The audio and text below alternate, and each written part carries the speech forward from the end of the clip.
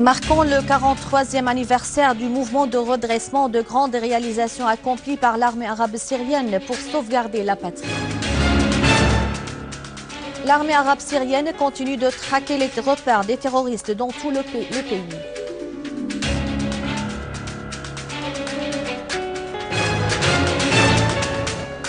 3 ans après la démocratie de l'OTAN en Libye, le chaos de l'instabilité et du terrorisme règne dans ce pays.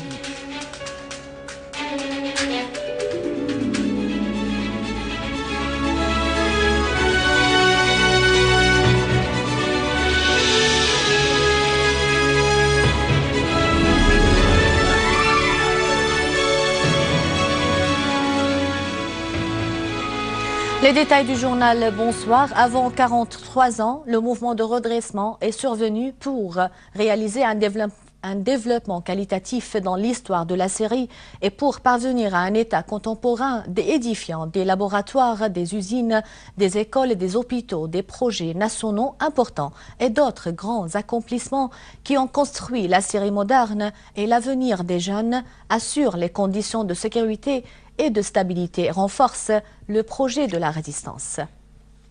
Depuis le 16 novembre 1970, la Syrie a œuvré en vue de suivre le processus de civilisation dans tous les domaines, de consolider un système démocratique ancré par les principes de justice, d'égalité et de dignité humaine, et de construire une économie saine qui fournit les différentes exigences de la santé, de l'enseignement, du logement et les chances d'emploi. La Syrie a en outre soutenu la ligne de résistance contre l'occupation israélienne et a dirigé et participé à de nombreuses solutions efficaces pour faire face aux défis qui menacent la région, considérant que la question palestinienne est toujours la question centrale de la nation arabe. Aujourd'hui, la Syrie réalise la victoire et la purification du pays des mercenaires qui ciblent par leur haine les infrastructures de l'État syrien selon un plan visant l'avenir de la Syrie et la destruction des écoles, des hôpitaux et des secteurs économiques afin de dépouiller la Syrie des principes de l'État moderne ancrés par le mouvement de redressement. Le président russe Vladimir Poutine a examiné dans un entretien téléphonique avec le président égyptien par intérim Adli Mansour la situation en Syrie et les résultats des entretiens des deux ministres des Affaires étrangères et de la Défense russes Sergei Lavrov et Sergei Shoigu avec leurs homologues égyptiens au Caire. Le département de presse au Kremlin a affirmé dans un communiqué que Poutine et Mansour ont exprimé leur appréciation des résultats des entretiens des ministres russes et égyptiens tenus au Caire les 13 et 14 du mois en cours, soulignant le souci d'élargir la coopération bilatérale entre les deux pays. Le Premier ministre irakien Nouri al-Maliki a précisé que l'Irak ne permettra pas que la région du Moyen-Orient devienne un terrain libre pour les terroristes, les meurtriers et les criminels, en particulier en Irak et en Syrie. Maliki a souligné lors de l'inauguration d'une centrale électrique au sud-est de la capitale Bagdad que son pays veut réellement contribuer à la stabilité de la région, son intégration économique et le bien-être de ses peuples. Le Premier ministre irakien a ajouté qu'il ne faut pas permettre non plus à des armées étrangères venues de l'extérieur de dévaster notre région, que ce soit en Irak ou en Syrie.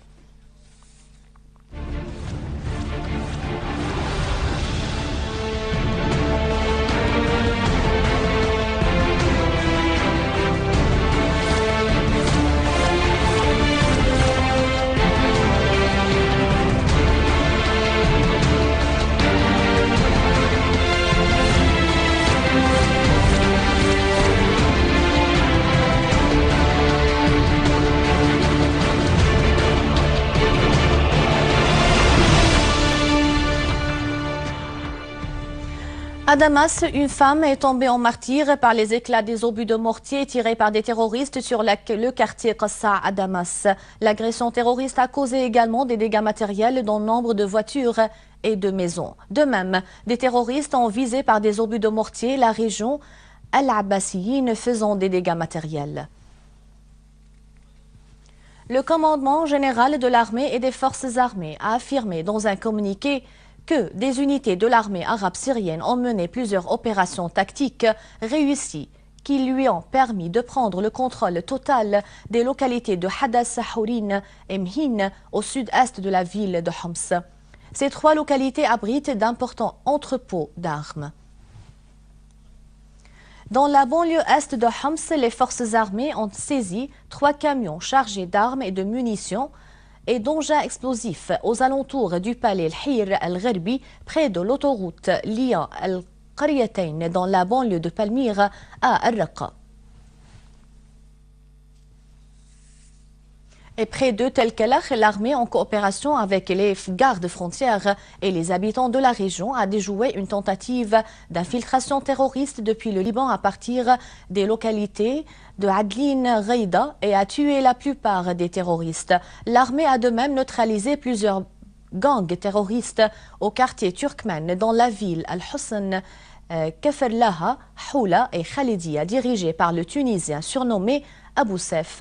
Des unités de l'armée arabe syrienne ont découvert à Al-Hadas un camion chargé des tonnes d'explosifs que les éléments de la génie ont démantelé. De même, des unités de l'armée arabe syrienne ont éliminé dans la ville de Homs plusieurs rassemblements des terroristes dans les quartiers de Al-Qussour, Babhoud et Jourt Ashiyah. De même, une autre unité de l'armée arabe syrienne a attaqué une cache d'un groupe terroriste dans le village de Wadi Maoula, à proximité de la ville de Tel Kalach, dans le gouvernorat de Homs. L'armée a liquidé certain nombre de membres de ce groupe, alors que les autres éléments armés ont été arrêtés et désarmés. Dans les fermes de Hajjera et au cours de la progression de l'armée arabe syrienne, un repère renfermant des charges explosives a été découvert ainsi qu'un atelier pour la fabrication des bombes et des obus de mortier. En plus d'une grande quantité de substances chimiques qui entrent dans la composition du TNT, une matière utilisée dans les opérations terroristes. Ce repère est considéré comme une des sources essentielles fournissant des explosifs au groupe takfiriste. Et dans le gouvernorat de Daraa, une source militaire a affirmé la prise pour cible d'un rassemblement des terroristes dans la localité de Ataman, dans la banlieue du gouvernorat. Parmi les terroristes figure le chef de la dite brigade des djihadistes, surnommé Al-Jahed, ainsi que Louaï Al-Mahmoud Al-Mutlaq Firas, Subhi et Fahad Al-Khalid. Un canon mortier d'un calibre de 23 mm a été détruit, ainsi qu'un bulldozer et 2 voitures chargées de munitions. Et à Al-Hasaki, les forces de l'armée arabe syrienne ont rétabli la sécurité et la stabilité dans 7 villages, à savoir les villages de Bajriya, Kharmar, Sharma, Khazna, Jermaz, Rikabiya et Al-Merza dans la région limitrophe de la ville de Al-Qamishli.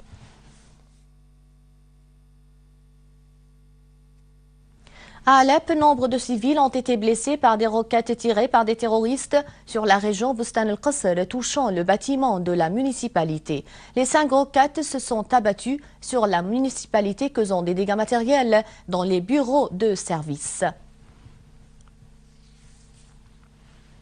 Et des réalisations successives sont accomplies par l'armée arabe syrienne dans la banlieue d'Alep. En effet, la dernière était la prise de contrôle des localités de Tel Hassel et de Tel Arn après l'élimination d'un grand nombre de terroristes.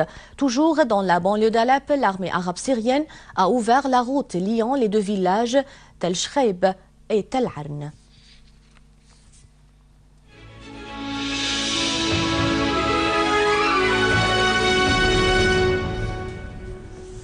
En Afghanistan, la police pakistanaise a annoncé la mort d'au moins 7 personnes et la blessure de plus de 30 autres dans des affrontements dans la ville de Rawalpindi, adjacente de la capitale Islamabad. Plus de 400 personnes ont été tuées au Pakistan depuis le début de l'armée dans diverses attaques attribuées à des groupes extrémistes.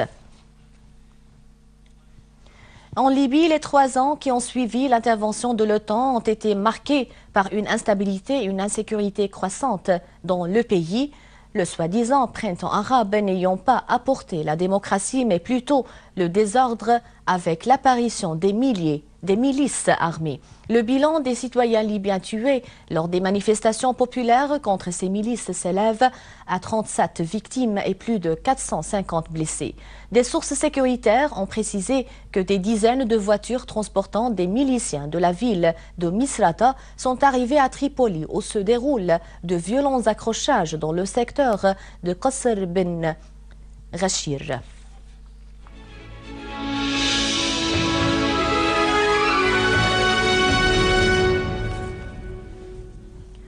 Le club des jeunes reporters a été inauguré aujourd'hui à Damas. Ce club est un club médiatique regroupant des jeunes bénévoles qui couvrent médiatiquement les événements qui se déroulent à Damas, qu'ils soient de nature politique et sociale ou militaire sur le terrain. Le ministre de l'Information, Amran Zabi, a inauguré le club et a pris connaissance du déroulement du travail. Monsieur Zabi a exprimé l'importance d'une démarche comme celle-ci pour entraîner le jeune reporter et polariser les expériences jeunes et les expériences techniques afin de former une jeune génération médiatique clairvoyante armée d'une bonne expérience pour enrichir le personnel médiatique syrien par les idées et les créativités. Le club présentera ses travaux sur les réseaux sociaux et sur le YouTube et il lancera prochainement une chaîne satellitaire et ce dans le but d'entrer le monde de la concurrence dans la transmission de l'événement réel. À la fin de ce journal, un rappel des titres. Marquons le 43e anniversaire du mouvement de redressement de grandes réalisations accomplies par l'armée arabe syrienne pour sauvegarder la patrie. L'armée arabe syrienne continue de traquer les repères des terroristes dans tout le pays.